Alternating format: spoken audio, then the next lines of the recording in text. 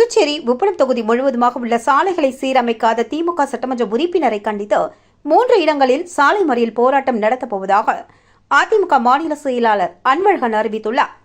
இதுகுறித்து தலைமை அலுவலகத்தில் செய்தியாளர்களை சந்தித்த அவர், புதுச்சேரியில் தொற்றுநோய் பரவி வரும் நிலையில் மாநிலம் முழுவதும் மருத்துவ முகாம்கள் நடத்த வேண்டும் என்று வேண்டுகோள் விடுத்துள்ளார். அரசு மருத்துவமனையில் போதுமான அளவிற்கு படுக்கை வசதிகள் இல்லை என்றும், நோயாளிகள் தரையில் படுக்கும் அவலநிலை உள்ளதாகவும், சுகாதாரத்துறையை கவனிக்கும் முதலமைச்சர் ரங்கசாமி என்றாவது ஒரு நாள் அரசு மருத்துவமனை சென்று ஆய்வு மேற்கொண்டு இருப்பாரா என்று கேள்வி எழுப்பினார்.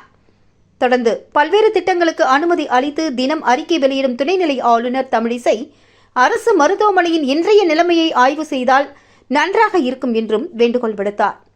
அண்டை மாநிலமான கேரளாவில் கொரோனா தொற்று பரவி வரும் நிலையில் கேரளாவில் இருந்து பல்வேறு சுற்றுலா பயணிகள் புதுவைக்கு வருகிறார்கள். எனவே நோய் பரவும் அபாயம் உள்ளது என்றும், நோய் தொற்று பரவாமல் இருக்க புதுச்சேரி அரசு போர்க்கால அடிப்படையில் நடவடிக்கை எடுக்க வேண்டும் என்று கேட்டுக்கொண்டார்.